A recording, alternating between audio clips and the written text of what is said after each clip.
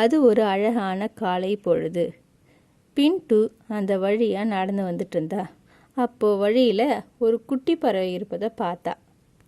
ஏய் குட்டி பறவை, நீங்க என்ன பண்ணிட்டு இருக்க? பயப்படாத, நான் உன்னை எதுவும் செய்ய மாட்டேன். தனியாவா இருக்க? உங்க அம்மா எங்க? நான் எங்க அம்மா கிட்ட கோச்சிக்கிட்டு இங்க வந்துட்டேன். எதுக்கு அம்மா கிட்ட கோச்சிக்கிட்டு வந்துட்டீங்க? அப்படி என்ன பண்ணாங்க அம்மா உங்களை? எப்ப பாரு பறக்க கத்துக்கோ, இறத்தேட கத்துக்கோன்னு சொல்லிக்கிட்டே இருக்காங்க. அதனாலதான் நான் கோச்சிக்கிட்டு வந்துட்டேன். இதுல என்ன தப்பு இருக்கு? நீ இறத்தேடி சாப்பிட கத்துக்கிட்டனா அவங்களுக்கும் ஈஸியா தானே இருக்கும். நான் கூண்டுக்குள்ளே இருப்பேன். எங்க அம்மா இறைய தேடி எடுத்துட்டு வந்து கொடுப்பாங்க. நான் ஜாலியா சாப்பிடுவேன். சரி, நீ கூண்டுக்குள்ள இருக்கும்போது உன்னை எதிரிங்க யாருன்னா தாக்க வந்தா நீ எப்படி தப்பிப்ப?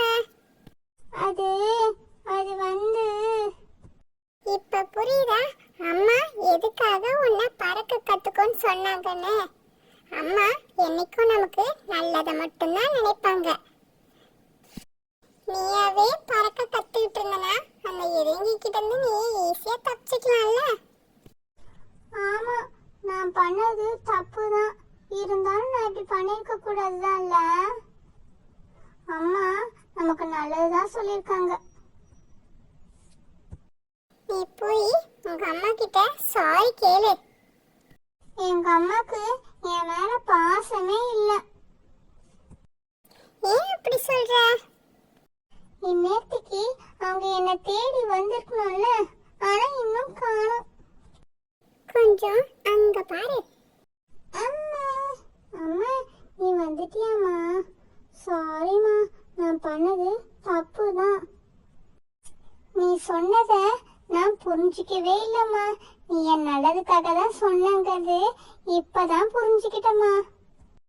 செல்லா, நீங்க பறக்க கத்துக்கிட்டீங்க? ஆமாம்மா, நானும் பறக்க கத்துக்கிட்டேன். இது போதும் எனக்கு. இனி நான் உன்னை விட்டுட்டு தைரியமா எங்க வேணாலும் போகலாம். நீயே உன்னை பாதுகாப்பா வச்சுக்கணுங்கிறதுக்காக தான் நாங்க சொல்றோம். ஆனா எங்க வார்த்தைகள் உங்களுக்கு கடுமையா தெரியுது. நாங்க திட்டதா நீங்க நினைக்கிறீங்க. சாரிம்மா, இதுக்கப்புறம் நான் இந்த தப்ப பண்ண மாட்டேன்.